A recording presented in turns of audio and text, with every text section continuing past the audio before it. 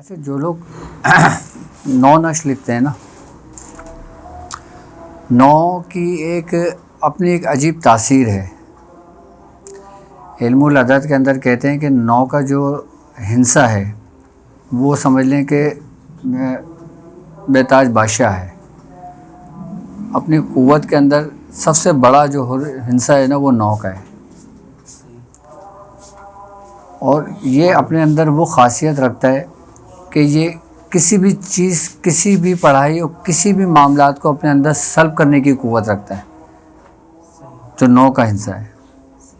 اگر ہم نو عادت اگر لکھ رہے ہیں نا پڑھائی کے ساتھ، اسی ترتیب کے ساتھ، تو اس کے اندر جو نا ہم اس کی روحانیت کو اپنے اندر سلب کر رہے ہیں۔ اب جب ہم کسی چیز سے روحانیت کو سلب کریں گے اور جس جگہ بیٹھ کے لکھیں گے، اس کے ارد گرد جو جنات ہوتے ہیں نا، پھر وہ انسان کو تنگ و پریشان کرنے لگتے ہیں۔ اس کی وجہ سے ہمارے جسم کے اندر حرارت اور حدت پیدا ہوتی ہے، کیونکہ نو کا جو ہندسہ ہے نا وہ سمجھ لیں کہ اپنے آپ میں یکتا ہے، جس سے ایک ہے، یعنی کہ ابتدا ایک سے ہے اور انتہا نو پہ ہے، یعنی کہ ابتدا اور انتہا دونوں انتہائی قوت کے مالک ہیں۔ اور 5 کا جو ہندسہ ہے نا وہ ان 4 کو ادھر کو بیلنس رکھے ہوئے، 4 کے ادھر کو بیلنس رکھے ہوئے وہ۔ اب اگر ہم کوئی تعداد کوئی پڑھتے ہیں یا کوئی اسم پڑھتے ہیں، اگر اس کے نام کے عدد کے اندر 9 بنتا ہے تو وہ اس کے موافق آتا ہے۔ اب جیسے مثال کے طور پہ میرا نام واجد ہے، اگر میں اپنے نام کے عدد نکالتا ہوں تو میرے نام کے عدد بنتے ہیں 14، اور 14 کو اگر میں ایک ہندسے میں لے کر آتا ہوں تو یہ عدد بنتے ہیں 5، یعنی کہ 5 کی جو خاصیت ہے وہ اعتدال کی ہے۔ وہ شر اور خیر ان دونوں قوتوں کو اپنے اعتدال سے لے کے چلتا ہے، 5 کا جو ہندسہ ہے، یعنی کہ طاق اور جفت، یعنی کہ طاق کو اور جفت کو اپنے ساتھ بیلنس میں لے کے چلے گا اس کو۔ اچھا، اب 9 مرتبہ اگر ہم جیسے وہ نقش لکھتے ہیں تو اس کی تاثیر بالکل الگ ہوگی، اور جو لوگ 45 نقش لکھ رہے ہیں اس کی تاثیر اس کے ساتھ ہی ہوگی، کیونکہ اس کا بھی عدد کتنا بن رہا ہے 9، دونوں کی تاثیر ایک ہی ہوگی۔ لیکن اگر کوئی شخص اس نقش کو 10 لکھ لیتا ہے یا 12 لکھ لیتا ہے یا 14 لکھ لیتا ہے، اس کو کوئی فائدہ نہیں ہوگا اس کا، کیونکہ یہ ترتیب ہے۔ اب جو لوگ آسانی کے ساتھ جو 9 لکھ لیتے ہیں وہ 9 لکھ لیں، جو 45 لکھنا چاہیں وہ 45 لکھ لیتے ہیں۔ اب ہم تسبیح پڑھتے ہیں، تسبیح کے اندر کتنے دانے ہوتے ہیں؟ 100 دانے ہوتے ہیں۔ اس کی کیا وجہ ہے؟ جبکہ اگر ہم دوسرے مذاہب کا اسٹڈی کرتے ہیں، مطالعہ کرتے ہیں، ہر مذاہب کے اندر الگ الگ دانے ہوتے ہیں۔ کسی میں 100 دانے ہوتے ہیں، کوئی 101 دانے کی تسبیح رکھتا ہے، کوئی ہندوؤں کے اندر 108 دانوں کی مالا ہوتی ہے، ہندوؤں کے اندر 108 دانوں کی مالا ہوتی ہے، اور 108 دانوں کی مالا ہندو بڑا اس کو اپنا معتبر سمجھتے ہیں، 108 دانے کی مالا کو۔ کیوں؟ اس کی کیا وجہ تھی؟ 9 کا ہندسہ، کیونکہ 9 کا جو ہندسہ ہے نا وہ بادشاہ ہے، بے تاج بادشاہ ہے، اپنی طاقت، اپنی قوت، اپنی اس کا۔ اچھا، ہندو اس لیے 108 دانے کی مالا رکھتے ہیں کہ اگر ہم کیلکولیشن کریں گے تو 9 کا ہندسہ بنے گا۔ اچھا، اب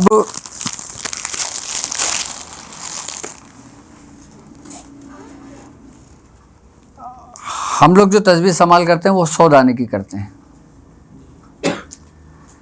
100 دانے کی تسبیح ہوتی ہے نا، اور ایک من کا ہوتا ہے جو اوپر سب سے اوپر ہوتا ہے، من کا ہی کہتے ہیں نا اس کو، جو کنگرا جو کہلایا جاتا ہے، ٹھیک ہے، جو آدھے ادھر بیلنس میں رکھے ہوتے ہیں، آدھے ادھر بیلنس میں رکھے ہوئے ہوتی ہے اس کو۔ اچھا، ہم جو 100 دانے کی تسبیح کرتے ہیں وہ 1 سے کرتے ہیں، ہم اپنی بنیاد ابتدا کس سے کرتے ہیں؟ 1 سے کرتے ہیں، عدد ہندسے سے، اور وہ لوگ کس سے کرتے ہیں؟ اچھا، ان کی کیا وجہ ہے اور ہماری کیا وجہ ہے؟ پہلے میں ہندوؤں کا بتا دوں آپ کو، جو 108 دانے کی مالا اس کو استعمال کرتے ہیں نا، آپ کو یاد ہوگا میں نے ان کی ایک ہسٹری آپ کو بتائی تھی، اس نے کالی کا روپ دھارا تھا، کہ اس نے 108 راکشسوں کو جو اس نے قتل کرا تھا. تو بعض ہندوؤں کے اندر جو نا وہ اس کی یہ سمجھ لو کہ پاور کو حاصل کرنے کے لیے وہ جو 108 تھے نا وہ اس کی نسبت سے اس کو لگاتے ہیں, وہ اس کی نسبت سے اس کو لگاتے ہیں. لیکن آریہ نظام کے اندر اس سے بالکل برعکس ہے. وہ لوگ یہ کہتے ہیں کہ 108 جو دانے ہوتے ہیں نا, 108 کا جو عدد ہے وہ باقاعدہ ان کی دن اور رات کی کیلکولیشن سے انہوں نے ایک ترتیب دیا ہے. آریہ نظام کا کیا ہے وہ بھی میں سمجھاتا ہوں. ابھی پہلے ہندوؤں کا سمجھ لو کہ وہ لوگ اس کی نسبت سے اس لیے پڑھتے ہیں, وہ یہ کہتے ہیں کہ ہم جب یہ چیز 108 دانے کی ملکہ میں کچھ منتر پڑھتے ہیں یا کچھ جنتر پڑھتے ہیں یا کچھ بھی پڑھتے ہیں تو ہمیں جو نا اس کی شکتی ملتی ہے. ہندوؤں کا یہ عقیدہ ہے اپنا. آئی بات سمجھ میں؟ اچھا, ہندوؤں کا عقیدہ یہ بھی ہے کہ اگر کسی روح کو نجات دلانے کے لیے اگر کچھ پڑھا جائے تو وہ 25 دانوں کی تسبیح میں پڑھیں گے. اگر وہ رزق میں خیر و برکت کے لیے پڑھتے ہیں یا کسی اچھے کام کے لیے پڑھیں گے تو وہ 30 دانوں کی پڑھیں گے. اچھا, ہندوؤں میں بھی یہ ہے کہ اگر وہ کسی اچھی چیز کو اپنے اندر سلب کرنے کے لیے پڑھیں گے یا کسی کو حاصل کرنے کے لیے پڑھیں گے تو وہ 100 دانوں کی تسبیح پڑھیں گے. لیکن ہندوؤں کے اندر سب سے زیادہ جو 108 دانوں کی پڑھی جاتی ہے وہ آریہ نظام کے ماتحت پڑھی جاتی ہے, کیونکہ یہ آریہ قوم سے چلا آ رہا ہے نا, ہندوؤں کا جو سلسلہ چلا آ رہا ہے, اس لیے یہ لوگ 108 دانے کی رکھتے ہیں. اچھا, ہم لوگ جو 100 دانے کی تسبیح پڑھتے ہیں نا, ہم پڑھتے ہیں اپنے بزرگوں کی نسبت سے, کیونکہ یہ ایک کا ہندسہ بنتا ہے, اور ایک کا ہندسہ جو بنتا ہے نا وہ ہمارا جو مقصد, ہمارا جو فوکس ہوتا ہے وہ احد ہوتا ہے, یعنی کہ رب کی ذات ہوتی ہے جو وحدہ لا شریک ہے. ہم اس کی نسبت سے یہ کام شروع کرتے ہیں, یہ پڑھتے ہیں. اور یہ لوگ جو کرتے ہیں یہ لوگ ان کی نسبت سے کرتے ہیں. اچھا, ہمارے یہاں جو ایک ترتیب ہوتی ہے نا وہ یہ ہوتی ہے جس طریقے سے بزرگان دین ایک دوسرے کو چیزیں تعلیم کرتے تھے. اب جیسے تسبیح پڑھنے کا ایک طریقہ کار ہوتا ہے, اب زیادہ تر لوگ تسبیح جب پڑھ رہے ہوتے ہیں تو تسبیح پورا راؤنڈ کر دیتے ہیں, جبکہ تسبیح جب پڑھنی چاہیے نا تو اس کو پورا جو منگا ہوتا ہے نا اس کو پار نہیں کرنا چاہیے, اس کو واپس لوٹ جانا چاہیے. واپس کیسے لوٹتے ہیں؟ جیسے مثال یہ تسبیح ہے, ٹھیک ہے, ہم نے یہاں سے پڑھنا شروع کری, اب ہم یہ پڑھتے آ گئے, ابھی ہم نے پوری پڑھنی شروع کر دی تسبیح, ٹھیک ہے. اب اس کو ہم نے ایسے پار نہیں کرنا, ہم نے یہاں رک کے یہیں سے لوٹ جانا ہے. اچھا, ایسا کیوں کرتے ہیں؟ اس کی کیا وجہ ہے؟ پار کیوں نہیں کرتے؟ ہم تو صرف تعداد ہی مکمل کر رہے ہوتے ہیں نا. ہاتھ کی وجہ سے, کیونکہ قالوا انا للہ و انا الیہ, ہر چیز نے اپنے لوٹنا ہے, اصل کی طرف لوٹنا ہے. تو ہم اسی طرف پھیراتے ہیں, اس لیے پھیراتے ہیں کہ تاکہ ہمارا جو ایک سرکل گھوم رہا ہوتا ہے نا روحانی, اچھا ہم جو چیز پڑھ رہے ہوتے ہیں نا ہمارے اندر ایک حرارت اور ایک حدت پیدا ہو رہی ہوتی ہے. اب جب ایک حرارت اور ایک حدت کو جب تم لوٹاؤ گے نا تو اس کے اندر تیزی آئے گی, اور جب پار کر جاؤ گے تو سلو ہو جائے گا. تو اس لیے بزرگان دین جب تسبیح پڑھنے کو بتاتے ہیں, جب اس کو لوٹانے کا کہتے ہیں تو اس کی وجہ, اس کی ریزن یہ ہوتی ہے کہ اس کے اندر روحانیت ٹھہرتی ہے, روحانیت قائم مقام ہوتی ہے, اور باقاعدہ جس جگہ بیٹھا جاتا ہے, جس جگہ پڑھا جاتا ہے اس جگہ بھی اس سے متاثر ہوتی ہے, یعنی کہ فائدہ ہوتا ہے اس جگہ کو بھی. یعنی کہ اگر وہ بندہ اگر تسبیح استعمال کر رہا ہے, تسبیح میں بھی فائدہ ہے, جہاں نماز پہ بھی فائدہ ہے, اس کے ہر چیز میں فائدہ ہے, کیونکہ ہر چیز کا نزول ہو رہا ہوتا ہے, روحانیت کا ظہور ہو رہا ہوتا ہے اس کے اوپر, اسی ترتیب کے ساتھ خاص. اسی لیے بزرگان دین فرماتے ہیں کہ جب تم کوئی چیز تسبیح کو پڑھا کرو تو واپس لوٹایا کرو اس کو پھیلایا نہیں کرو, اس کو پار نہیں کرا کرو اس کو, تو اس کی ایک الگ تاثیر ہے. اچھا, ایک تو ہوتا ہے تسبیح پر پڑھنا اور ایک ہوتا ہے فنگر پہ پڑھنا. اچھا, انگلیوں پہ پڑھنے کا بھی طریقہ کار ہے, انگلیوں پہ پڑھنے کا بھی طریقہ کار ہے. اب ہم انگلیوں پہ آپ کس طریقے سے پڑھتے ہو؟ نارمل پڑھنے شروع کر دے تو ایسے جیسے پڑھتے ہو, جبکہ ایسے نہیں پڑھی جاتی. ہاتھوں پہ پڑھنے پہ بزرگان دین نے باقاعدہ اس کو طریقہ کار سمجھائے ہیں کہ اگر آپ نے اس کی ابتدا کرنا ہے نا تو آپ نے سیدھے ہاتھ سے اپنی اس انگلی سے یہاں سے شروع کرنا ہے، آپ نے اوپر کی جانب پڑھنا ہے ایسے. ہاں لوگ ایسے چل رہے ہوتے ہیں، اوپر سے چل رہے ہوتے ہیں، جبکہ اوپر سے نہیں چلنا چاہیے. انسان نیچے سے اوپر کی طرف جاتا ہے یا اوپر سے نیچے کی طرف آتا ہے؟ تو نیچے سے اوپر کی طرف جائے گا نا تو اس کی ترتیب اس طریقے سے کرنی چاہیے، یہاں سے پڑھنی چاہیے. جیسے ہم کوئی پڑھ رہے ہوتے ہیں اللہ اللہ اللہ اللہ اللہ اللہ، اس طریقے سے ہم اس کو پڑھنے شروع کریں گے یہاں سے ایسے. پھر جب یہاں پر ختم ہو جائے گا پھر ہم اس فنگر سے شروع کریں گے، یعنی کہ ہم نے اس فنگر سے شروع کرا تو پھر اسی فنگر سے شروع کریں گے، پھر ہم اس کو پڑھنا شروع کر دیں گے اس کو. اچھا اب ایسا کیوں کرتے ہیں؟ کیونکہ ہم جب اپنی فنگرز کے اوپر پڑھ رہے ہوتے ہیں نا تو اس کا اثر جو ہوتا ہے نا وہ ہمارے لطیفے پر ہوتا ہے. کون سے لطیفے پر ہوتا ہے؟ لطیفہ نفس پر. کس پر ہوتا ہے؟ لطیفہ نفس پر اس کا اثر ہوتا ہے. اچھا آج میڈیکل سائنس کہتی ہے کہ یہاں کے جو مسام ہوتے ہیں نا اگر ہم اس کو مختلف پش کریں نا تو ہمارے اتنے حصے کو آرام آتا ہے، معدے کے حصے کو. جبکہ ہمیں ہمارے بزرگان دین نے جو چیزیں تعلیم کری ہیں ہم اسی سے کر رہے ہیں تو اپنا ہر مرض کا علاج کر لیتے ہیں. یعنی کہ ان کا سب سے بڑا اثر جو ہوتا ہے نا وہ انسان کے معدے پر ہوتا ہے.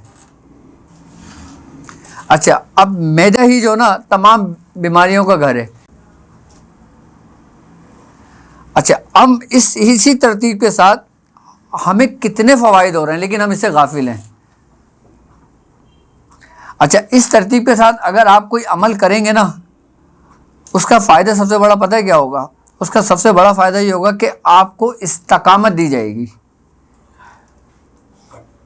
یعنی کہ آپ کو استقامت اس صورت ملے گی کہ آپ ایک دن کے بعد دوبارہ خود کریں گے، دوسرے دن کے بعد دوبارہ خود پڑھیں گے، آپ بھول نہیں سکتے.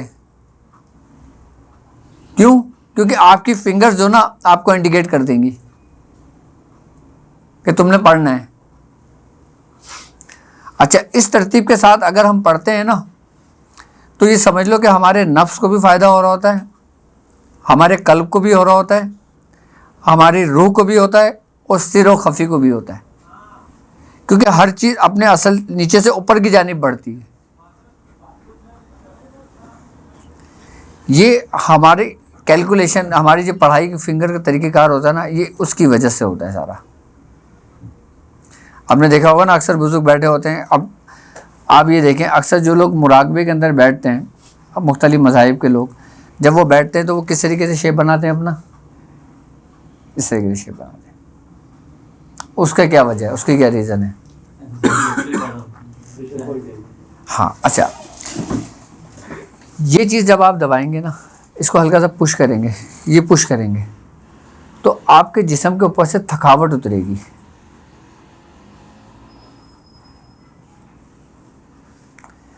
آپ کے جسم میں ایک سکون سا پیدا ہوگا. ایک پینچر والے ہوتے ہیں نا جب وہ ان کو جب پڑھتے ہیں وہ تو ان کو باقاعدہ ہر مسام کے بارے میں پڑھایا جاتا ہے کہ کس مسام کا تعلق انسان کے کس اعضاء سے ہے. جیسے یوگا ہو گیا. اچھا یوگا کی بھی 99 منزلیں، اس کے بھی 99 اسباق ہیں. اس کا جو صوبہ ہے نا وہ سمجھ لیں کہ خفی الاخفا جسے کہتے ہیں نا وہ ہندوؤں میں اس کو کہتے ہیں کہ کیا نام تھا اس کا؟ شرم دھاتار. یہ ان کا آخری ہوتا ہے شرم دھاتار جو ہوتا ہے. اس طریقے سے اگر ہم بیٹھتے ہیں پڑھتے ہیں کچھ کرتے ہیں تو سب سے پہلے ہمارے جسم کو سکون ملتا ہے، آرام ملتا ہے ہمارے جسم کو. یہ تو ہو گئی ہماری تسبیح کی پوری تحریکیں اور تسبیح کا طریقہ کار، پڑھنے کا طریقہ کار، جس میں اکثر لوگ بہت زیادہ غلطیاں کرتے ہیں. اچھا ہم لوگ تسبیح زیادہ تر پتہ ہے کیوں استعمال کرتے ہیں؟ کہ ہم نے تعداد کو پورا کرنا ہوتا ہے اسی لیے استعمال کرتے ہیں نا. لیکن جو تسبیح کی روحانیت ہے ہم اس سے غافل ہوتے ہیں. تسبیح کی بھی اپنی روحانیت ہے.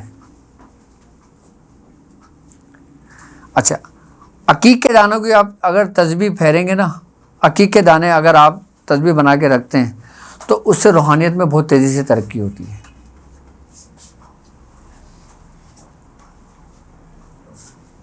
کس سے؟ عقیق کے دانے سے. مرجان کے دانے کی آپ تسبیح بناتے ہیں نا تو اس سے آپ کو بہت جلدی فائدہ ہوتا ہے. اچھا، مرجان، عقیق اور فیروزہ نہیں، یاقوت، یہ 4 پتھر ایسے ہیں کہ ان چاروں پتھروں کا تعلق چاروں عناصر سے ہے. کن چاروں پتھروں کا؟ عقیق، مرجان، فیروزہ اور یاقوت. البیرونی اپنی کتاب میں ان چاروں پتھروں کے بارے میں لکھتا ہے کہ ان چاروں پتھروں کا تعلق انسان کے چاروں اعضائے رئیسہ سے ہوتا ہے اور چاروں عناصر سے اس کا تعلق ہے. البیرونی نے اس کے اوپر بڑی ریسرچ کی ہے باقاعدہ اور پوری کتاب لکھی ہے. البیرونی کہتا ہے کہ جو پتھر مرجان ہے اس کا تعلق ہمارے جسم کے اندر خون سے ہے، بلڈ کی سرکولیشن سے ہے. یہ بلڈ کی سرکولیشن کو اپنے اعتدال پر لے کر آتا ہے. آپ نے کھانا نہیں ہے، اس کو پہننا ہے، اس کو استعمال کرنا ہے، کیونکہ جو چیز ہمارے جسم سے مس ہوتی ہے نا اس کا اثر ہمارے جسم پر ہوتا ہے. اور ان پتھروں کی باقاعدہ اپنی تاثیر ہیں. البیرونی اپنی کتاب میں لکھتا ہے کہ اگر کسی شخص کو تھیلیسیمیا کو جیسا کوئی مرض ہے نا وہ اگر ہو جائے، یا خون کی کمی ہو جائے، یا خون میں کوئی انفیکشن ہو جائے، یا خون کا کوئی بھی مرض اس کے جسم میں ہو تو وہ مرجان پتھر کو پہن لے. کچھ دنوں کے بعد اس کے مرض میں افاقہ ہونا شروع ہو جائے گا. یہ کس کی تاثیر بتا رہا ہے؟ مرجان کی تاثیر بتا رہا ہے. البیرونی اپنی کتاب میں باقاعدہ لکھ رہا ہے اس کے بارے میں. اس نے پورا قانون لکھا ہے اس کا، پتھروں کا، اس کے متعلق. اور یہ سمجھ لیں کہ یہ مرجان پتھر جو ہے نا اس کی ایک خاص بات اور ہے کہ اس سے شیطان دور ہوتا ہے.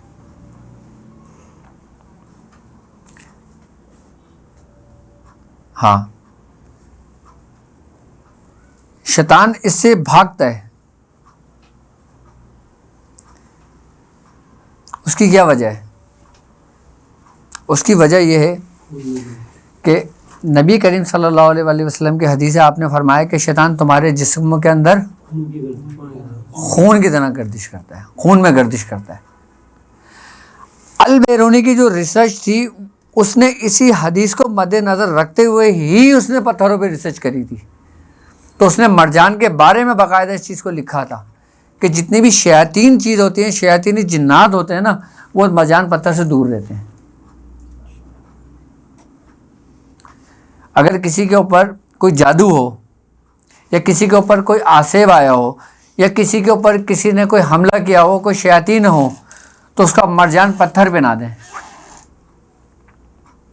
تو وہ چیز اس کے پاس سے ہٹ جائے گی، اس کا جسم چھوڑ دے گی.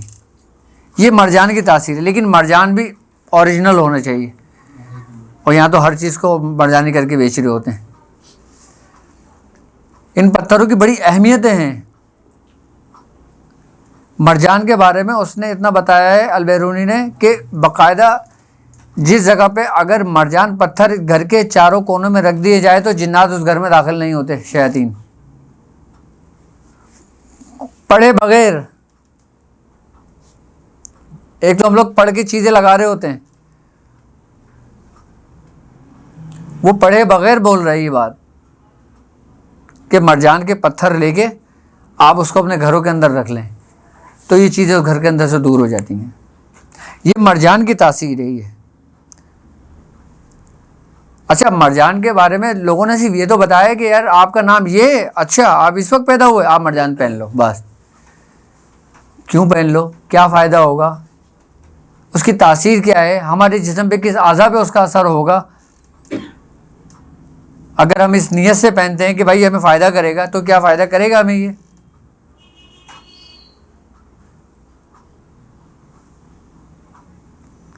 تو مرجان کا جو سب سے زیادہ اثر ہوتا ہے وہ انسان کی کس کے اوپر ہوتا ہے؟ خون کے اوپر ہوتا ہے۔ اچھا آپ یہ دیکھیں کہ جب کوئی ابتدائی حالت میں ہوتا ہے اور جب وہ روحانیت میں رستے پہ قدم رکھتا ہے اور اس کے اندر ایک ڈر و خوف ہوتا ہے، اب ہر لوگ آپ کی طرح بہادر تو نہیں ہے، ایک ڈر بھی ہوتا ہے نا کہ یار مجھے چیزیں نقصان نہ پہنچا دیں، مجھے ایسا نہ ہو جائے، مجھے ویسا نہ ہو جائے۔ تو اس کے ابتدائی حالت میں وہ مرجان اپنے ہاتھ میں ڈال لے، اپنی انگلی میں، اس کے دل سے ڈر و خوف نکل جائے گا۔ اچھا یہ تو بات ہو گئی کس پتھر کی؟ مرجان کی۔ اب یاقوت، اب البیرونی یاقوت کے بارے میں کیا کہتا ہے؟ یاقوت کے بارے میں کہتا ہے کہ یہ یاقوت پتھر جو نا انسان کے قلب کے لیے بہت فائدہ مند ہے، دل کے لیے بہت فائدہ مند ہے، دل کے امراض کے لیے بہت فائدہ مند ہے، یہ دل کو تقویت بخشتا ہے یاقوت پتھر۔ آپ نے دیکھا ہوگا اکثر دواؤں کے اندر یاقوت پتھر کی بھی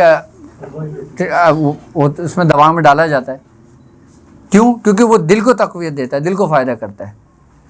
یہ تو ابھی میں وہ بتا رہا ہوں جو میڈیکل کی اس سے، جیسے بیماریاں ہوتی ہیں دل کی، جن کی شریانیں کسی کی بلاک ہو جاتی ہیں، جو دل کے وال بند ہو جاتے ہیں، آئی بات سمجھ میں؟ تو وہ یاقوت پتھر کا استعمال کریں۔ یاقوت پتھر کا اثر انسان کے قلب پر ہوتا ہے۔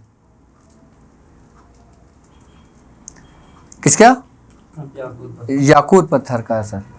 اچھا اس کے ساتھ ساتھ جب انسان لطیفہ نفس سے لطیفہ قلب کی طرف سفر کرتا ہے تو باقاعدہ طور پہ یاقوت پتھر اس کو وہ ہوتا ہے، اس کو باقاعدہ طور پہ استعمال کرنے کے لیے حکم دیا جاتا ہے۔ اب لوگ ذکر قلبی کرتے ہیں، آپ دیکھیں جو سلاسل کی اجازت سے اور سلاسل کی نسبت سے باقاعدہ کسی صاحب مثلا بزرگ سے وہ کرتے ہوں گے تو وہ یقیناً یاقوت پتھر اپنے پاس رکھتے ہوں گے، کیونکہ اس سے جو قلب کا ذکر ہوتا ہے نا وہ جلدی جاری ہو جاتا ہے۔ دیکھو جاری تو کلام الہی سے ہی ہونا ہے، لیکن یاقوت کا ایک اثر اس کے قلب پہ ضرور ہوتا ہے۔ نبی کریم صلی اللہ علیہ وسلم کی حدیث ہے نا، آپ نے فرمایا کہ جب انسان کوئی گناہ کرتا ہے تو اس کے دل پہ ایک نقطہ لگ جاتا ہے، پھر وہ نقطہ بڑھتا چلا جاتا ہے اگر وہ چیز اس سے توبہ نہیں کرتا یا اس حصے کو نہیں ترک کرتا۔ یاقوت پتھر کی یہ تاثیر ہے، کیا؟ یاقوت پتھر کی یہ تاثیر ہے کہ اس کا اثر انسان کے قلب کے اس کے پچھلے حصے پر ہوتا ہے۔ کون سے حصے پہ ہوتا ہے؟ پچھلے حصے کا تعلق ہی انسان کی روحانیت سے ہوتا ہے جو قلب میں ہوتا ہے، جس کے بارے میں کہا جاتا ہے کہ یہ اللہ کے گھروں سے ایک گھر ہے۔ اگر قلب کو دیکھو آپ تو قلب کی جو شبیہ ہے وہ کیا ہے؟ الٹا ہے نا۔ اچھا قلب کے اگر لغوی معنی دیکھو گے نا تو کیا ہے؟ الٹنے کے، الٹے کے، جس کو ہم دل کہتے ہیں۔ تو یاقوت کا جو تعلق ہے نا وہ کس سے ہے؟ ہمارے قلب سے، قلب کے پچھلے حصے سے اس کے۔ اچھا اگر آپ ذکر قلبی کرتے ہیں اور اگر آپ کے ہاتھ میں یا آپ کے پاس یا آپ کی جگہ پر یاقوت پتھر ہے تو سب سے پہلی بات بتاؤں کہ آپ کے اندر ایک تاثیر پیدا ہوگی، آپ کا دل لگے گا اس کے اندر، اکتاہٹ نہیں آئے گی، آپ اکساؤ گے نہیں۔ اچھا بعض لوگ ذکر کر رہے ہوتے ہیں نا، قلبی ذکر کر رہے ہوتے ہیں تو ایک وقت ایسا آتا ہے کہ ان کا دل متلانے لگتا ہے، جیسے دل متلی ہوتا ہے نا، جی متلی ہوتا ہے، جیسے وومٹنگ سی فیل ہوتی ہے، وہ کیفیت ہونے لگتی ہے۔ کیوں؟ کیونکہ جب انسان ضرب لگاتا ہے نا تو اس کی 2 ضرب صحیح جگہ پہ لگتی ہے اور باقی 8 ضربیں غلط جگہ پہ لگتی ہیں، تو اس کی وجہ سے اس کے اندر یہ کیفیت پیدا ہونے لگتی ہے۔ اگر ذکر قلبی ایک صحیح ترتیب کے ساتھ نہ کیا جائے نا تو انسان کو یہ معذور کر دیتا ہے۔ کیا کر دیتا ہے؟ پیرالائز کر دیتا ہے۔ کیوں؟ کیونکہ جب وہ اللہ اللہ اللہ اللہ اللہ کی جب ٹکرے مار رہا ہوتا ہے نا تو سب سے زیادہ متاثر اس کی ریڑھ کی ہڈی ہوتی ہے. جبھی کہتے ہیں کہ ذکر کسی صاحب مسند سے ہی لے کر کرنے چاہیے اس کی اجازت، اس کا طریقہ کار. بھائی سرکار دو عالم صلی اللہ علیہ وآلہ وسلم نے آپ نے حضرت علی رضی اللہ تعالیٰ عنہ کو بلا کر باقاعدہ آپ کو ذکر تعلیم کیا تھا اور آپ کو اجازت دی تھی. سرکار دو عالم صلی اللہ علیہ وآلہ وسلم نے آپ نے حضرت علی رضی اللہ تعالیٰ عنہ کو بلایا اور کہا کہ اس نشست سے بیٹھو. حضرت علی اس نشست سے بیٹھے. آپ نے فرمایا اس ترتیب سے لا الہ الا اللہ کہو. آپ نے لا الہ الا اللہ کہی. سرکار دو عالم نے 3 دفعہ کہلوایا آپ سے حضرت علی سے. آپ نے 3 دفعہ لا الہ الا اللہ کی ضرب لگائی. اس کے بعد حضرت علی رضی اللہ تعالیٰ عنہ فرماتے ہیں کہ میرے اندر سے تمام راز کے پردہ اٹھ گیا تھا. کیوں آپ نے خاص طریقے سے بٹھالا تھا ذکر میں؟ آپ کو کیوں آپ کو اجازت دی تھی؟ ذکر جب دیا جاتا ہے نا تو باقاعدہ طور پہ پوری نشست کا اہتمام کیا جاتا ہے کہ بتایا جاتا ہے کہ آپ نے دونوں زانوں ہو کے بیٹھنا ہے، یا چاروں زانوں ہو کے بیٹھنا ہے، یا آلتی پالتی مار کے بیٹھنا ہے، یا گھڑو بیٹھنا ہے، یا کھڑے ہو کے کرنا ہے، کیسے کرنا ہے آپ نے ذکر. اور جو لوگ کہہ دیتے نا کہ لا الہ الا اللہ کا ذکر کرو، وہ پھر کسی نہ کسی بیماری میں مبتلا ہو جاتے ہیں.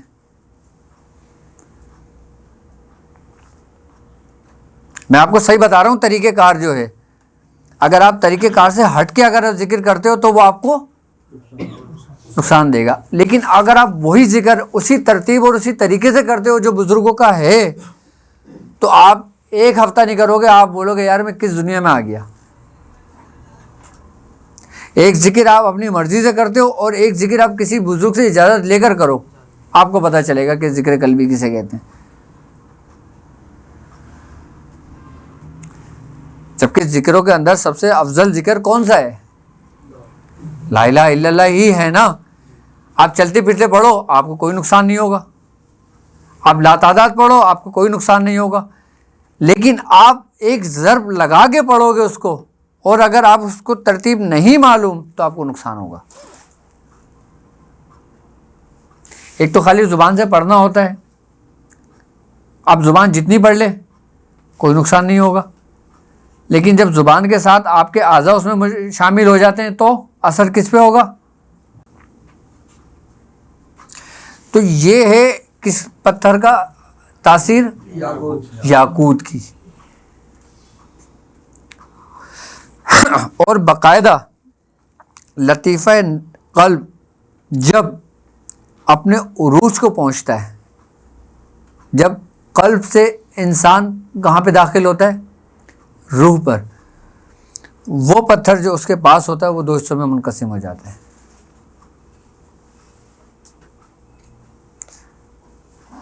یہ بزرگوں کے تجربات ہیں. یہ میں آپ کو وہ باتیں بتا رہا ہوں جو ہمارے اور میاں حضور کے درمیان ایک کمرے میں ہوا کرتی تھی. یہ وہ نہیں جو میاں حضور عام باتیں کرتے تھے. ایک ذکر کی منزل میں جب دوسرے ذکر کی منزل میں داخل ہوا جاتا ہے تو وہ کیا کیا کیفیتیں ہوتی ہیں، پھر وہ کیا کیا چیزیں استعمال کرائی جاتی ہیں، اور پھر اس دوران کن کن بخورات کا استعمال ہوتا ہے وہ کروایا جاتا ہے.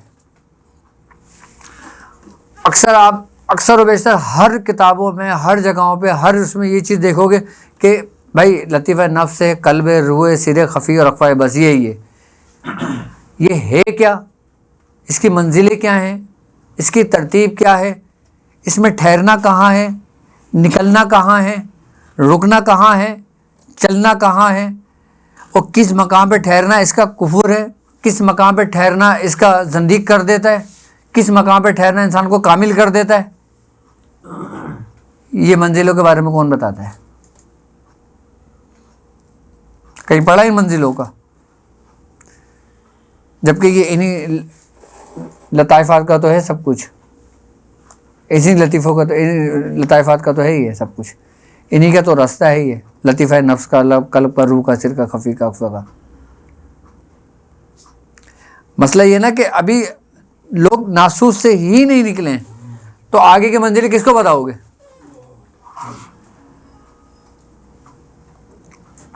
بھائی ناسوس سے نکلو گے تو آگے کی منزلیں بتائی جائیں گی نا، اور ناسوس کے لوگوں کو آگے کی منزلیں بتا دو، کوئی فائدہ نہیں ہے اس کے لیے۔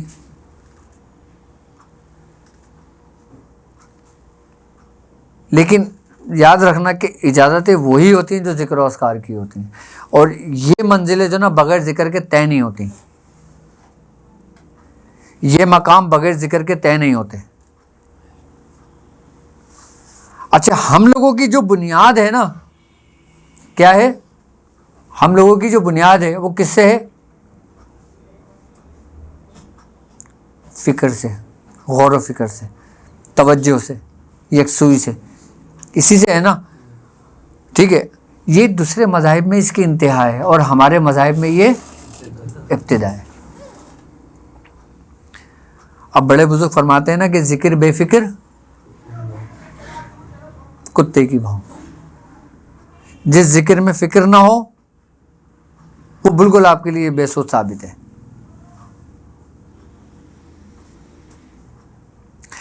اب ہم نے ذکر بھی کرنا ہے لیکن ابھی وقت نہیں ہے۔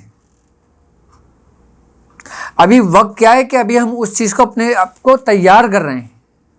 جب تک ہم اپنے آپ کو کسی چیز کے لیے تیار نہیں کرتے ہم اس مقام پہ نہیں پہنچ سکتے۔ میں نے کہا نا کہ ہم ہر کام کریں گے ایک ترتیب وار کریں گے۔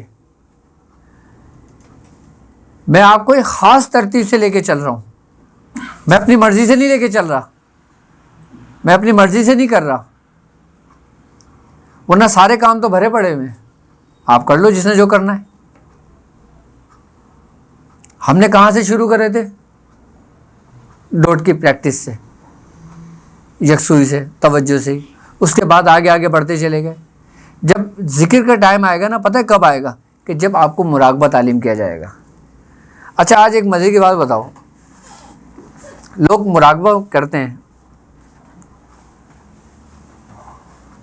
مراقبہ کہتے ہیں نا، اب مجھے یہ بتاؤ کہ مراقبہ ہے کیا؟ یکسوئی، ٹھیک ہے، لیکن مراقبہ ہر شخص کو الگ الگ تعلیم کیا جاتا ہے۔ اب یہ ذہن میں سوال پیدا ہوگا کہ کیسے؟ اگر دنیا کے اندر 1 ارب لوگ مراقبہ کرتے ہیں تو کیا وہ الگ الگ طریقے سے کرتے ہیں؟ بالکل، ہر شخص کو الگ مراقبہ تعلیم کیا جاتا ہے، اس کی یکسوئی اور اس کی بساط کے مطابق۔ ابتدائیہ کی بات کر رہا ہوں میں، کس کی؟ ابتدائی دور کی۔ جب وہ اپنے آپ کو اس مراقب ہونے پہ بالکل گھل مل جاتا ہے، یعنی کہ پھر وہ اس کی سوچ، اس کا جسم، اس کی روح سب ایک مقام پر آ جاتی ہے، اس کے بعد جا کے اس کو پھر مراقبہ غوثی عطا ہوتا ہے جو پھر سب کے لیے ایک جیسا ہوتا ہے۔ اس وقت تک نہیں ملتا ہے کہ جب تک آپ کا اپنا مراقبہ کامل نہ ہو جائے۔ اب مہاتما گوتم بدھ کے جو پیروکار ہیں وہ مراقبہ کرتے ہیں تو کیا وہ ان کو فائدہ نہیں ہوتا؟ ہوتا ہے فائدہ۔ کیوں ہوتا ہے؟ کیونکہ وہ ان کی اپنی روحانی اپنی ہی قوت ارادی سے ہوتا ہے۔ ابھی ہم اس ڈاٹ والی مشق سے آگے نکلیں گے تو پھر مراقبے میں جائیں گے نا۔ میں نے سوچا تھا کہ میں 3 مہینے بعد مراقبے میں داخل کروں گا، لیکن مجھے نہیں لگتا ابھی 3 مہینے اور لگیں گے،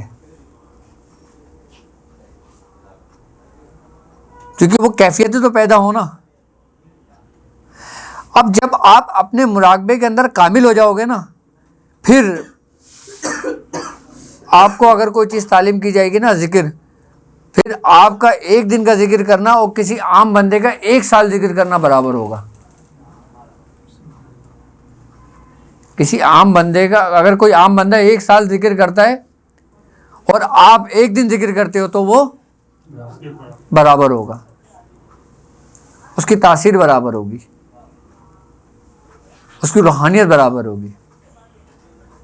صرف ایک دن ذکر کرنے کا. آپ آہستہ آہستہ ایک ایسے رستے سے گزر رہے ہو کہ آپ کا چلنا پھرنا اٹھنا بیٹھنا پورا عبادت ہو جائے گا اور آپ کو نہیں پتا ہوگا. انہی معاملات پہ انہی چیزوں پہ بزرگان دین نے پوری ریاضتیں کری ہیں اور اپنی پوری زندگیاں صرف کر دی ہیں. آج جن کے نام ہیں قیامت تک نام رہیں گے، جن کا فیض جاری رہے گا. میاں صاحب آپ کی صرف توجہ کی روحانیت اگر آپ کو حاصل ہو جائے نا تو وہ آپ کی نسلوں میں منتقل ہوتی ہے. آج آپ دیکھ لیں جتنے بھی اولیاء کرام کو دیکھ لیں ان کی اولادوں میں وہ چیزیں منتقل ہوئی ہیں. حضرت بابا فرید مسعود گنج شکر رحمۃ اللہ علیہ کو دیکھ لیں، خواجہ خواجگان خواجہ معین الدین چشتی کو دیکھ لیں، آپ حضرت سرکار غوث پاک کو دیکھ لیں. آپ یہ وہ قوتیں ہیں جب وہ مراقب ہو کے جب ملتی ہیں انسان کو. مراقبہ کرنا کوئی آسان نہیں ہے. اتنا مراقبہ یہ نہیں ہے کہ ہم اسم ذات کا تصور کر کے اللہ بس بند کر کے بیٹھ جائیں. یہ مراقبہ ہے. ساری زندگی بیٹھے رہو کچھ نہیں ہوگا. اب آپ لوگ ڈوٹ کی جو پریکٹس کر رہے ہو، آپ کو ظاہری آنکھوں سے روشنی نظر آ رہی ہیں اور جب آنکھیں بند کرو گے تو کیا نظر آئے گا؟ ہے ایسا؟ یعنی کہ جو لوگ آنکھ بند کر کے دیکھ رہے ہیں وہ تم آنکھ کھول کر دیکھ رہے ہو. حضرت علی رضی اللہ تعالی عنہ کا قول ہے، آپ نے فرمایا ہے کہ تمہاری خلوت تمہاری جلوت سے بہتر ہونی چاہیے. یہ چیزیں جو ہوتی ہیں نا یہ انسان کی خلوت کو بالکل احسن انداز سے بنا دیتی ہیں، بہترین طریقے پہ لے آتی ہیں. اچھا انسان کی طبیعت خود ہی بھی دنیاوی معاملات سے ہٹ جاتی ہے، پھر وہ اپنے اصل کی جانب لوٹتا ہے. یہ کس کا اثر ہے، کس کی تاثیر ہے؟ سب آپ کی تربیت کا، آپ کی توجہ کا، آپ کی محنت کا اور اس طریقہ کار کا جو ہمارے سلاسل کے بزرگوں نے باقاعدہ سینہ بہ سینہ تعلیم کیا ہے. اچھا ہمارے خانوادے کے اندر نا ذکر اتنی آسانی سے نہیں دیا جاتا. ہاں میاں حضور ذکر تعلیم نہیں کرتے تھے اور نہ آپ کرتے ہیں. میاں حضور فرمائیں گے کہ آپ سورہ مزمل پڑھ لیں، سورہ قریش پڑھ لیں، سورہ یاسین پڑھ لیں. جب آپ ان منزلوں سے نکلو گے، جب وہ دیکھیں گے کہ ہاں اب اصل کو دینا چاہیے، یعنی کہ جب تک برتن صاف نہیں ہوگا اس کے اندر کھانا آپ کیسے کھاؤ گے؟ میاں حضور پہلے برتن کو صاف کرتے ہیں. برتن کیا ہے؟ اس کا باطن، اس کا قلب. جب تک وہ صاف نہیں ہوگا کوئی ذکر، اس میں اعظم بھی آپ کو تعلیم کر دیں گے نا، کوئی فرشتہ بھی آپ کو بتا دے گا نا تو بھی فائدہ نہیں ہوگا. ہاں اب لوگ پڑھے ہوتے ہیں نا باقاعدہ، لوگ آپ نے دیکھا ہوگا کوئی اسم اعظم بتاتا پھر رہا ہے، کوئی بتا رہا ہے کہ بھائی میں تمہیں اسم اعظم، تمہارا نام کیا ہے، تمہارے والد کا نام کیا ہے، تمہاری ڈیٹ آف برتھ کیا ہے. اب اس کے حساب سے جو تمہارے نام کے عدد بنتے ہیں اور پھر وہی اسماء الہی کے نام کے عدد بنتے ہیں. لو جی یہ پڑھو، یہ اسم اعظم ہے آپ کے لیے. یہ اسم اعظم نہیں ہے. اسم اعظم تو وہ ہے جو انسان کا قلب بدل دے. اسم اعظم آپ کو آپ کے لیے تعلیم کیا جاتا ہے کیا؟ نہیں، یہ غلط فہمی ہے. اور جو لوگ اپنے لیے اسم اعظم تعلیم کرتے ہیں نا، مانگتے ہیں، ان کو کوئی فائدہ نہیں ہوتا، کیونکہ اختیار تو شیطان نے مانگا تھا. کیا وہ گمراہ ہو گیا اور حضرت آدم نے سر خم کر دیا تھا، عاجزی اختیار کر لی تھی، آپ کو معرفت دے دی گئی. اب اسم اعظم کو کیا سمجھتے ہیں لوگ؟ اسم اعظم ہمیشہ اگر آپ کو تعلیم کیا جائے گا نا تو وہ آپ کے لیے نہیں ہوگا. ہاں، پارس پتھر دیکھا ہے، سنا ہے پارس پتھر کے بارے میں کہ جس کو وہ چھو لیتا ہے اس کو، اسم اعظم کی مثال ایسی ہے کہ جس کے پاس ہوتا ہے نا، جو اس سے ملتا ہے نا، وہ اس کو سونے کا بنا دیتے ہیں۔ پارس پتھر خود سونا ہوتا ہے؟ تو پتھر ہے۔ تو اسم اعظم کی مثال ایسی ہے کہ اگر آپ کے پاس اسم اعظم ہے نا، تو آپ جس اسم اعظم جس کے پاس ہوتا ہے یا جس کو تعلیم کیا جاتا ہے، اس کا گھر، اس کی کھولی، اس کی جھوپڑی یا اس کا محل دنیا میں ایسا چمک رہا ہوتا ہے جیسے آسمان پہ ستارے چمک رہا ہوتا ہے۔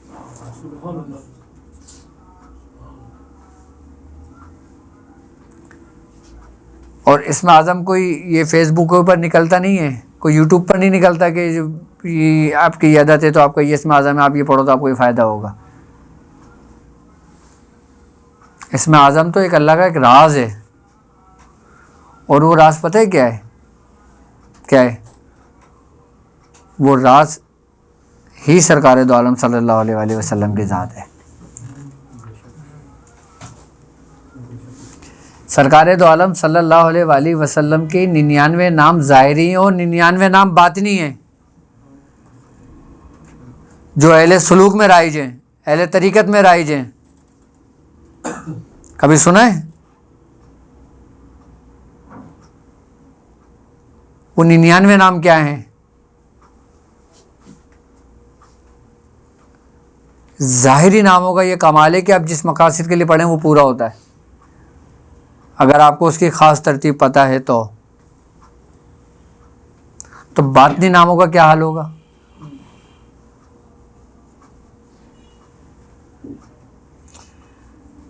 بھائی آپ رحمت للعالمین ہیں،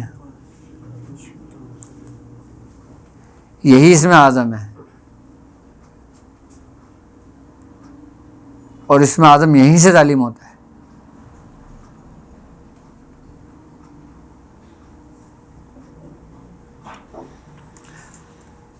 اب کون سا پتھر رہ گیا تمہارا؟ ہے فیروزہ پتھر۔ اچھا، فیروزہ پتھر جو ہے نا، یہ اعصاب کے لیے بہت فائدہ مند ہے۔ کس کے لیے؟ یعنی کہ آپ کے اعصابی نظام کے لیے، آپ کے نروس سسٹم کے لیے، یعنی کہ آپ کے دماغ کے لیے۔ پتھروں کے بارے میں جو نالج، جو معلومات میں بتا رہا ہوں نا آپ کو، یہ میری ریسرچ نہیں ہے، یہ البیرونی کی ریسرچ ہے یہ۔ ہاں، اور میڈیکل کے اندر باقاعدہ طور پر ان کی کتابیں پڑھائی جاتی ہیں، ان کے لیکچرز ہیں باقاعدہ طور پہ جو مختلف زبانوں میں تحریر ہیں۔ قرآن پاک میں تو واضح ذکر ہے، لیکن اس کی تفسیر، اس کی تاثیر تو بزرگوں نے بیان کی ہے نا، کہ مرجان کن کام میں فائدہ مند ہے؟ یہ آپ کے دماغ کے لیے فائدہ مند ہے۔ نہیں، فیروزہ کس کے لیے فائدہ مند ہے؟ اعصابی نظام کے لیے، دماغ کے لیے۔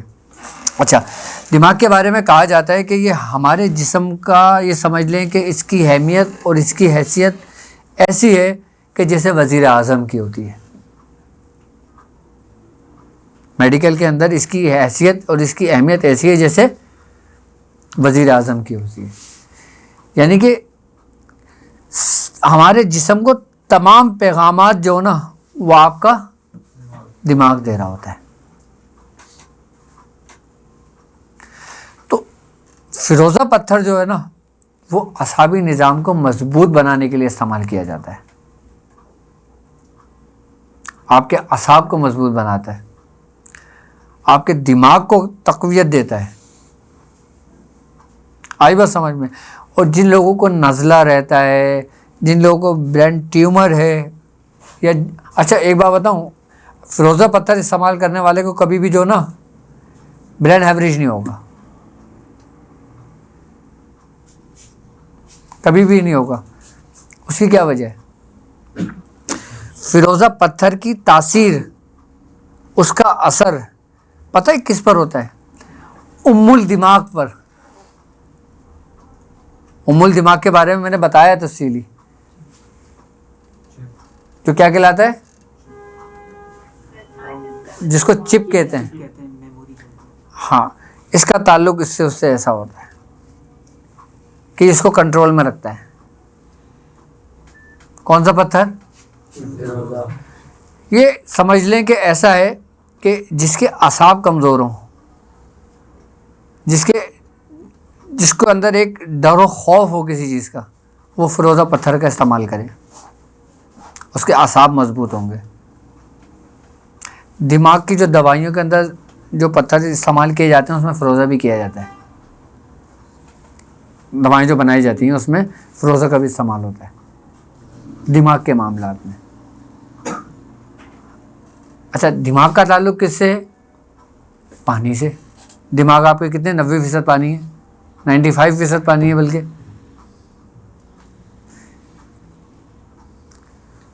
تو فروزہ پتھر جو ہوتا ہے نا، یہ سمجھ لیں کہ اس کا تعلق سارا آپ کے نروس سسٹم سے ہو گیا. اب جیسے مثال کے طور پہ ایک شخص بیٹھا ہوا اگر وہ کوئی بری خبر سن لیتا ہے تو اس کے دماغ میں ایک دم خوف سا طاری ہو جاتا ہے، بلڈ پریشر ہائی ہو جاتا ہے. ان لوگوں کے لیے فروزہ فائدہ مند ہے. اچھا، یہ اعصاب کو بھی کنٹرول کرتا ہے. یہ پتھر اعصاب کو بھی کنٹرول کرتا ہے. اچھا، آپ کو ایک بات بتاؤں، جب کسی کے اوپر کوئی شیاطین اٹیک کرتا ہے، کوئی جنات اٹیک کرتا ہے، کوئی بدرو اٹیک کرتی ہے، کوئی حمزات اٹیک کرتا ہے، تو وہ سب سے پہلے جو نا انسان کے نروس سسٹم کو اپنے قابو میں کرتا ہے، کنٹرول کرتا ہے. وہ جو کہتے ہیں کہ بھیا بھیکی بھیکی باتیں کر رہا ہے، یہ اپنے آپے میں نہیں ہے. اصل چیز کیا ہوتا ہے، وہ اس کے دماغ کو کنٹرول کر لیا، سب کچھ کنٹرول کر لیا. انسان کے دماغ، اب کیا یہ چیز ہپناٹائزم سے بھی ہوتی ہے، مسمیرزم سے بھی ہوتی ہے، ٹیلی پیتھی سے بھی ہوتی ہے. دماغ کو کنٹرول کرنا. آپ چاہتے ہو نا کہ آپ کا دماغ اسٹرانگ ہو، تو جو طریقہ کار میں نے آپ کو سمجھائیں مشق کے، کوئی شخص آپ کے دماغ تک پہنچ نہیں سکتا. کوئی شخص تو کیا، کوئی شیاطین جنات بھی آپ کے دماغ کو قریب نہیں پہنچ سکتا. صرف آپ کی پریکٹس سے. اور فروزہ پتھر کا سونے و سہاگا یہ کمال ہے کہ وہ اس کے دماغ کو بھی محفوظ رکھتا ہے.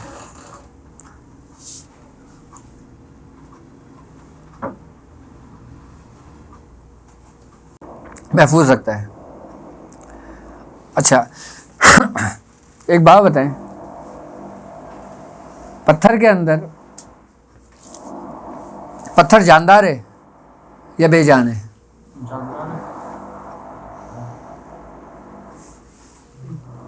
ایک تاثیر ہے اس کی، اثر رکھتا ہے. خانہ کعبہ میں کیا ہے؟ حجر اسود کیا ہے؟ صفا مروہ کیا ہے؟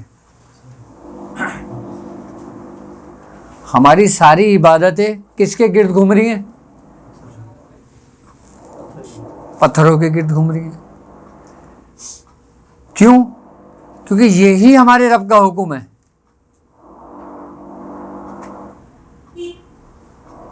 مسجدیں کس چیز کی بنی ہیں؟ درسگاہیں کس چیز کی بنی ہوئی ہیں؟ درگاہیں کس چیز کی بنی ہوئی ہیں؟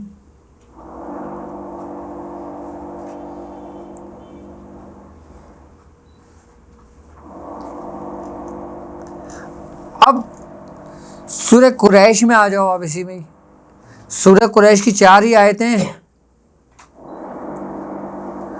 اور انہی 4 پتھروں سے بڑا گہرا تعلق ہے، جن 4 پتھروں کو بتایا ہے. ابھی کون سا پتھر رہ گیا؟ عقیق رہ گیا. عقیق کا تعلق کس سے؟ آپ کے جگر سے.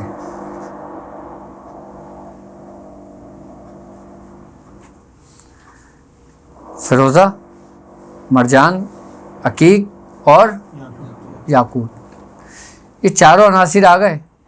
آگ، ہوا، مٹی اور پانی، یہ چاروں سورہ قریش کی 4 آیتیں آ گئیں.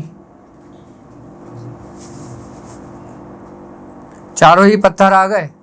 اب انسان کی زندگی جس پہ انسان زندہ ہے، دل، جگر، دماغ اور بلڈ کی سرکولیشن، اگر ان میں سے ایک بھی چیز متاثر ہوتی ہے انسان کی موت واقع ہو جائے گی. اعضائے رئیسہ میں سے اندر اگر کوئی ایک چیز بھی متاثر ہوتی ہے، ختم ہو جاتی ہے، انسان کی موت ہو جاتی ہے. ان تینوں میں سے ایک چیز بھی ختم ہوئی، انسان کی موت واقع ہو گئی. ایسا نہیں کہ بس نہیں جی.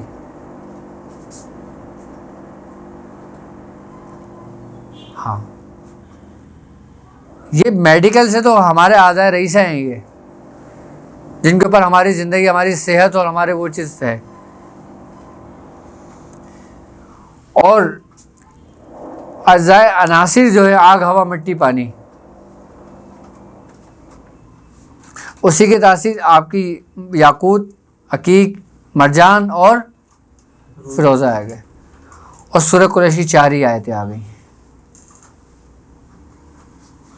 عقیق جگر کے لیے بہت فائدہ مند ہے. جس کو پیلیا ہو، ہیپاٹائٹس اے بی سی ہو، آئی بات سمجھ میں، وہ عقیق کا استعمال کرے.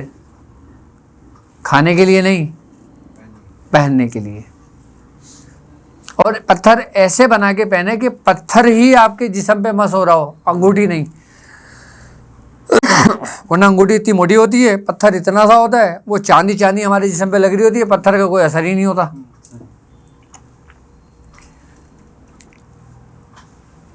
یعنی کہ پتھر کا آپ کے جسم سے مس ہونا ضروری ہے. کیونکہ ہمارے جسم کے اندر جو مسام ہوتا ہے نا، یہ سارا پیغام اندر لے کے جاتے ہیں. آپ کو پتہ ہے، یہی مخبر یہ کرتے ہیں کس کو؟ ہمارے دماغ کو، کہ کون سی چیز جراثیم ہے، کون سی خطرناک ہے، کون سی وہ ہے، کون سی گرم ہے، کون سی سرد ہے، کون سی وہ ہے. آگ کے پاس ہاتھ لے کے جاؤ گے فوراً مخبری ہو جائے گی کہ بھائی آگے خطرہ ہے. لیکن ایک پاگل ہے، اس کے لیے تو سردی اور گرمی دونوں ہی برابر ہیں.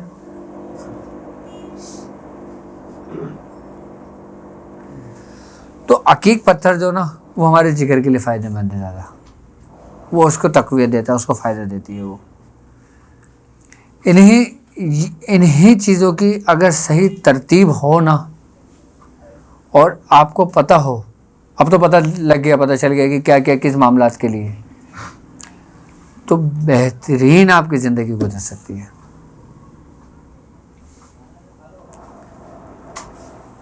میں آپ کو ایک بات بتاؤں، اگر انہی اعضائے ترتیب عناصر کی، اگر آپ کو اس کی ترتیب پتہ ہو نا، تو آپ اپنی عمر، اپنی طبعی عمر آپ کی آج کتنی رہ گئی ہے؟ 40-50 سال رہ گئی ہے، 60 سال رہ گئی ہوگی. آپ اس عمر سے اس کو 100 سال تو اوپر لے جا سکتے ہو.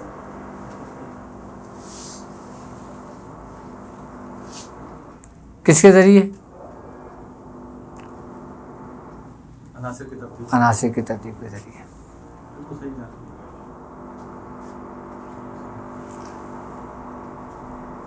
موت تو برحق ہے، وہ تو آنی ہے، لیکن لیس للانسان الا، کہ انسان کو وہی کچھ ملتا ہے جس کی وہ کوشش کرتا ہے. اب وہ اس کے لیے کوشش کر رہا ہے، اس کو نہیں دے گا.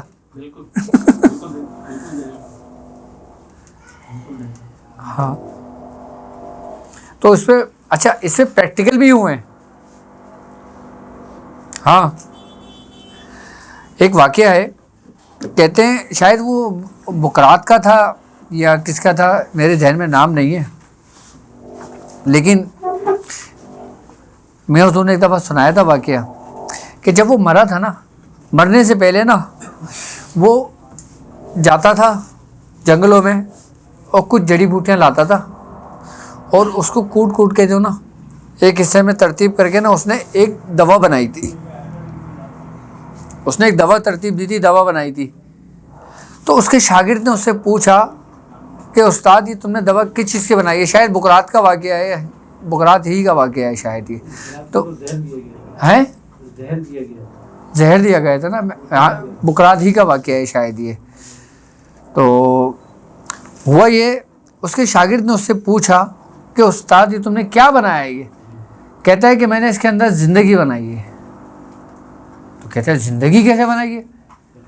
تو وہ کہتا ہے کہ میں نے اس میں چاروں عناصر کو محفوظ کر دیا کہ جو زندگی کو بیلنس رکھتے ہیں۔ کیا رکھتے ہیں؟ زندگی کو بیلنس رکھتے ہیں۔ تو اس نے اپنے خاص شاگردوں کو بلایا اپنے پاس اور کہا کہ جب میں مر جاؤں نا تو مجھے دفنانا نہیں، مجھے جنگل میں نا فلاں جگہ پہ میں نے کھولی بنائی ہے، تو مجھے اس کھولی میں لے جانا۔ آئی بات سمجھ میں؟ اور اس کھولی میں لے جانے کے بعد مجھے وہاں رکھ دینا، اور میرا جو نا منہ کھول دینا، یا منہ میرا کھلا ہو، جب میں مروں تو میرا منہ کھول دینا، اور مٹی کی ہانڈی لینا، اس کے اندر اس نے کچھ جڑی بوٹیوں کے نام لیے۔ اس نے کہا کہ اس کا جوشاندہ بنانا، اور اس کا جوشاندہ بنانے کے بعد اس کے اندر یہ دوا ڈال دینا، اور اس کو میرے منہ سے اوپر ٹانگ دینا، اور اس میں ایک ہلکا سا سوراخ کر دینا کہ قطرہ قطرہ ٹپکنا شروع کر دے، منہ میں قطرہ قطرہ ٹپکنا شروع کر دے، اور میرے منہ کے اوپر رکھنا کہ اس کا قطرہ میرے منہ میں گرنے شروع کر دے، اور تم لوگ دروازہ بند کر کے چلے جانا۔ 40 دن کے بعد میں باہر آ جاؤں گا اٹھ کے۔ کتنے دن کے بعد؟ 40 دن کے بعد میں اٹھ کے باہر آ جاؤں گا۔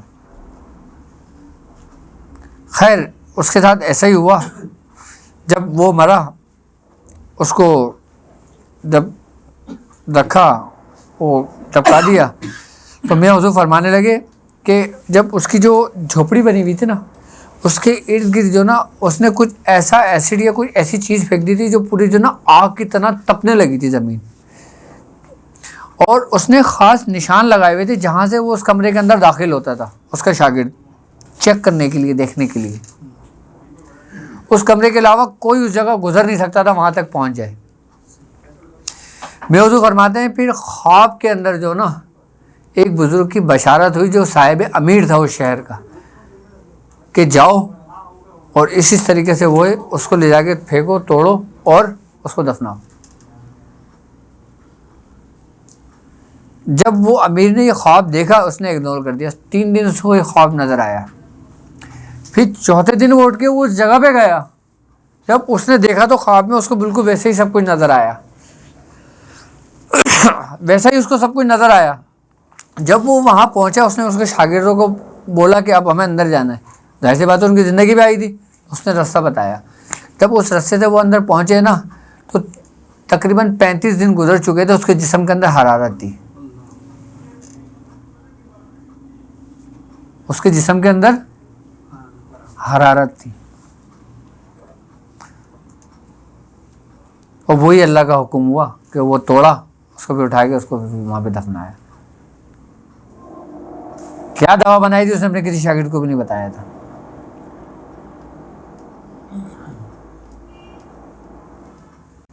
لیکن کچھ بات تو تھی نا، وہ کیا تھا؟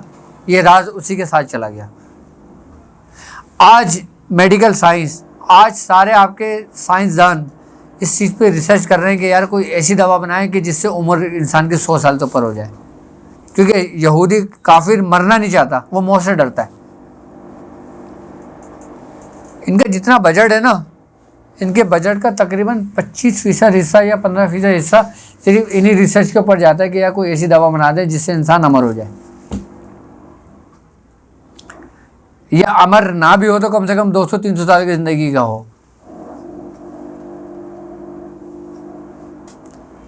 یہ علم بھی ہے لیکن اس کے وارث کون ہیں؟ اولیاء کرام، اولیاء اللہ۔ تو یہ بات ہے۔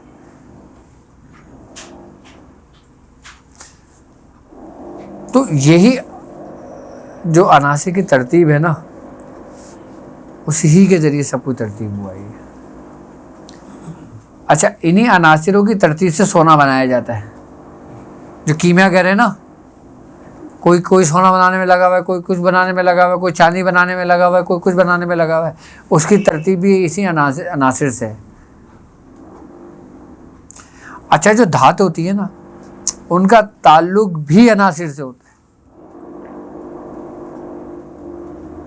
کیا عناصر سے ہوتا ہے ان کا بھی تعلق. لیکن آپ کو علم اور نالج ہونا چاہیے کہ کون سی دھات کا تعلق کس سے ہے, تو آپ اس کا استعمال کر سکتے ہو, ورنہ آپ کے لیے بیکار ہے. بھائی علم سیکھنے کا حکم کیوں دیا گیا ہے؟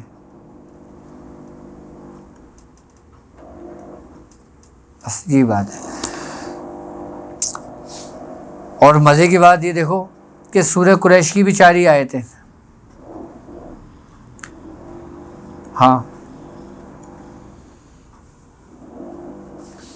اور اس سے باقاعدہ عناصر کی ترتیب بھی ہے, تسخیر بھی ہے. اور انہی 4 آیتوں سے سورہ قریش کی.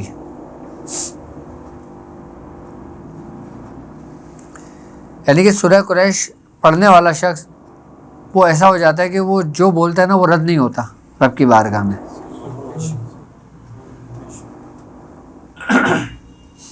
وہ کبھی رد نہیں ہوتا.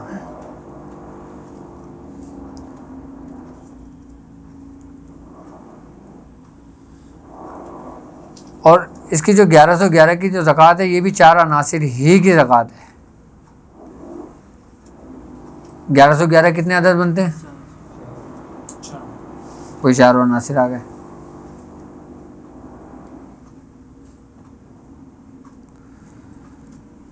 تو بس بھائی بات یہ ہے کہ بس اللہ تبارک تعالی ہمیں اپنے بزرگوں کے راستے پہ رکھے, اور اللہ تبارک تعالی ہمیں اس کے فیوزات اور اس کی برکتیں ہمیں عطا فرمائے.